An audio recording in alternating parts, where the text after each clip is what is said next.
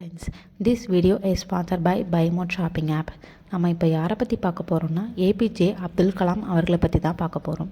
கலாம் அவர்கள் 1931ஆம் ஆண்டு அக்டோபர் மாதம் 15ஆம் நாளில் தென்னிந்திய மாநிலமான தமிழ்நாட்டில் உள்ள ராமேஸ்வரத்தில் ஒரு படகு சொந்தக்காரரும் மரைக்காயருமான ஜைனுலாப்தீன் மற்றும் இல்லத்தரசி ஆசியம்மா ஆகியோருக்கு 5வது மகனாக பிறந்தார்.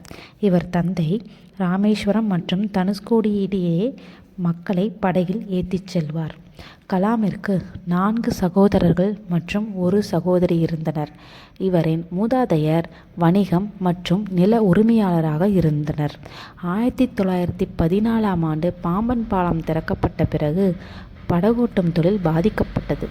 இவர் பிறந்தது குடும்ப வறுமையில் வாடியதால் சிறுவனாக இருந்தபோது செய்தித்தாள்களை விற்க வேண்டியிருந்தது.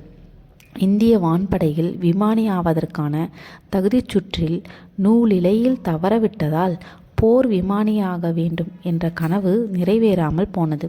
1998இல் இதய மருத்துவரான சோமராஜுவுடன் இணைந்து குறைந்த செலவிலான உரைக்குழாயை உருவாக்கினார். இது கலாம் ராஜி உரைக்குழாய் என பெயரிடப்பட்டது. 2012இல் இவர்கள் வடிவமைத்த கைக்கணினி கலாம் ராஜி கைக்கணினி என பெயரிடப்பட்டது. திருச்சிராப்பள்ளியில் உள்ள தூய வளனார் கல்லூரியில் இயற்பியலிலும் சென்னை தொழில்நுட்பக் கல்லூரியில் விண்வெளி பொறியியலிலும் படித்தார்.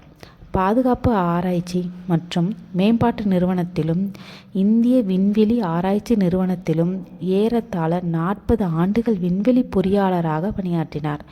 ஏவுகணை மற்றும் ஏவுகணை ஏவல் வாகன தொழில்நுட்ப வளர்ச்சியில் கலாமின் பங்களிப்பால் இவர் இந்திய ஏவுகணை நாயகன் என அழைக்கப்படுகிறார்.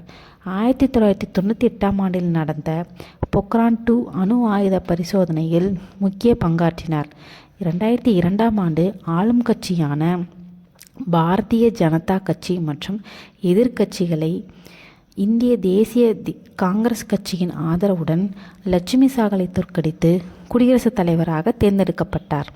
மக்கள் ஜனாதிபதி என்றும் அழைக்கப்பட்டார். பிற்கால வாழ்வில் கல்வி, எழுத்து மற்றும் பொது சேவைக்கு திரும்பினார். பல கல்வி மற்றும் ஆராய்ச்சி நிறுவனங்களில் வருகை பேராசிரியராக பணியாற்றினார். இந்தியாவின் உயரிய விருதான பாரத ரத்னா உள்பட பல மதிப்புமிக்க விருதுகளை பெற்றுள்ளார் கலாம். இவர் எழுதிய 2020 என்ற புத்தகத்தில் இந்தியாவை வளர்ந்த நாடாக மாற்ற பல திட்டங்களை முன்மொழிந்துள்ளார். இந்திய விண்வெளி தொழில்நுட்ப பல்கலைக்கழக வேந்தராகவும் அண்ணா பல்கலைக்கழகத்தில் விண்வெளி பேராசிரியராகவும் பணியாற்றியுள்ளார். 2011ஆம் ஆண்டு கலாம் கூடங்குளம் அணுல் மின் நிலையத்தை நிறுவுவதற்கு ஆதரவளித்தார். 2015 ஜூலை 27 அன்று கலாம் ஷில்லாங்கில் வாழக்கூடிய புவியை உருவாக்குதல் என்ற தலைப்பில் விரிவுரையை ஆற்றினார். அப்பொழுது படிக்கட்டில் ஏறும்பொழுது தடுமாறிய அவர் ஓய்வுக்கு பின் பேசத் தொடங்கினார். சுமார் 6:35 மணிக்கு மயங்கி விழுந்தார். பின் 7:45 மணியளவில் மருத்துவர்கள் இவர் இறந்துவிட்டதாக கூறினர். பின்பு இவரது உடல் ராமேஸ்வரம் கொண்டு செல்லப்பட்டு ஜூலை 30 அன்று முழு அரசு மரியாதையுடன் அடக்கம் செய்யப்பட்டது. கலாம் நினைவகம் கட்டப்பட்டு ஜூலை 2017 அன்று திறக்கப்பட்டது. Thank you friends.